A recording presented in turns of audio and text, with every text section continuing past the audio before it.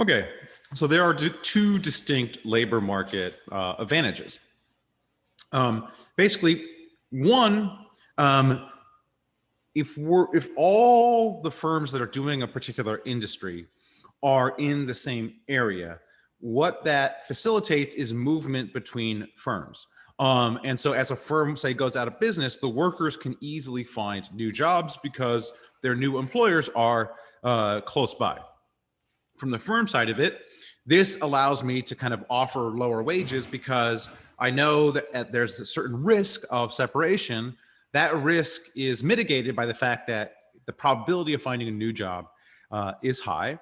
And also I can, if I'm out for the other firms, they can take advantage of hiring those workers from the firms that are going out of business. The second advantage, labor market advantage, is you have all these employees working in an industry, you have all the firms working in the same industry. The more employees, the more firms, the more likely you are to get the perfect match. The more likely you are as a worker to find the perfect job, and as a firm to find the perfect worker for that job. In LA, like take my job in LA, there's a bunch of different universities. I've taught at many of the universities, so it's much easier for me to find the right university that suits kind of my preferences than if I were, say, in Davis or something where you only got one option. Okay, so we're going to model both these. Labor market advantages. So here's our model. Firms are subject to random shocks, meaning some are going to do well, some are going to do poorly. If there's negative shocks, workers lose jobs. Workers are basically have certain skills for specific industries.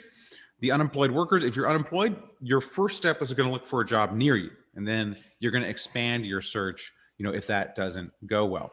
So as a worker, I'm going to prefer a location where I have more options if my firm, gets one of these bad random shocks and goes out of business. Now, as a consequence, or you can think about this, one way to think about it is, okay, I'm willing to accept the lower wages, if the probability of me getting a new job, if this firm were to go under, is higher. Another way to say that is, if you go and locate your firm in, say, the middle of Alaska, you have to pay me a lot of money to go there. I got to move my family there. I'm taking on a lot of risk moving my family there. If that job doesn't work out, I'm stuck in Alaska. Okay. So you got to pay me a premium to move to this place where there's no other possible employment if that one doesn't work out. Okay. So the way we're going to model this is that your expected income, my expected income, in a city is, okay, here's my wage if I'm working. All right. Now I have the probability of keeping my job. So I have a certain probability I keep the job and I make this wage. There is a probability I might lose my job if that firm has a bad shock. If I lose my job and I find a new job, we're assuming all the wages are equal between jobs, I will still make that wage. And then there is a 1 minus P, 1 minus F. If I lose my job, don't find a new one, I make 0. So that's just not here, but it's because it's 0. So this is my expected wage. All right. Now assume there's some sort of outside wage option. All right. And so firms basically have to pick a wage such that it's the same as the outside wage option. Otherwise, I would just take the outside wage option. So I'm going to set the expected wage, all right, my expected income to, not the expected wage, my expected income here, to this outside option. Then I just do a little bit of algebra, and I can isolate wage on one side of this equation where I have the expected income here. Sorry, this is the outside option divided by the probability I keep my job plus one minus the probability I lose it times this, where this is the probability that I find a new job. And this, we're going to say, is a function of the number of other firms. So how many firms, similar firms, are there in this city denoted as A? And so what you can see is as this goes up, my wage goes down. Or as this goes down, as the number of competing firms go down, the wage goes up. Basically, I have to offer you more in order for you to to take this job.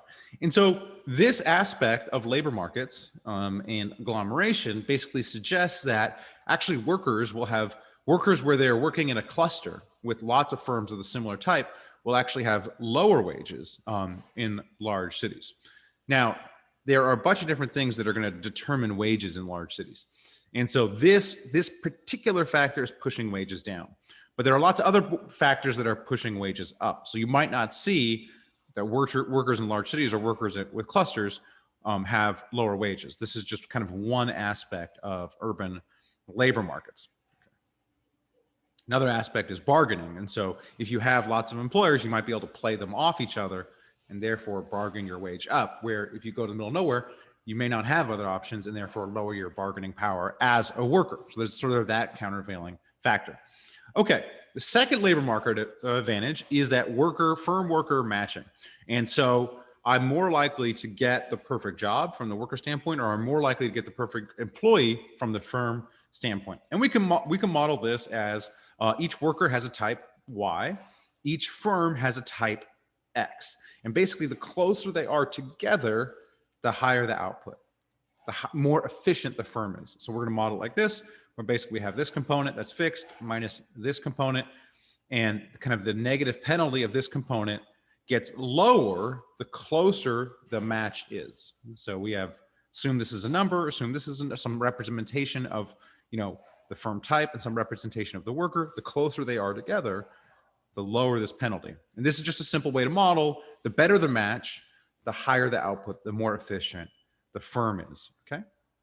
And so we can look at our firm or look at our firms in a city and kind of just place them on a unit circle and just say, all right, and each of these has a value associated with it. All right, so just to say this is 0, this is say 1/4, this is 1/2. Sorry, this would be 1/4, 1/2, 3/4. Okay, and then let's say, and we just sort of put it on a circle, and each firm kind of employs the workers nearest to them. So workers are arranged also on this circle based on their type, and each firm basically employs the workers nearest to them. Okay, and so you're gonna employ basically the workers near, and that's represented by this X minus 1/2 M, where M is the number of firms. So whatever your type is, if this is 1/4, you're going to get all the workers from 1/8 up to 3/8. Okay, and so that's what this represents. Okay, and then if we go back to this equation and we assume that workers and firms split the wage equally, split the output equally, then the expected match is here. Now, in this case, what you can see is as the number of workers, as the number of firms go up, so the firms are represented by M, then the wage goes up. So we have this negative component. This negative component gets smaller and smaller as the number of firms go up, basically because the output gets larger and larger, and firms and workers are splitting this output, then the workers get more and more. So this prediction suggests that workers will earn higher wages. So we have a bunch of different factors, kind of like we think about what determines workers' wages in cities.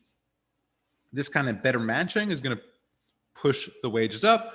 The other one, which is basically insurance against being unemployed, pushes the wages down. And as I mentioned, perhaps with more firms, there's better bargaining power. If this is not a perfectly competitive market, with that bargaining power, that also might raise workers. So basically, our labor market advantages basically just say, we are going to get better matches in big cities with lots of firms.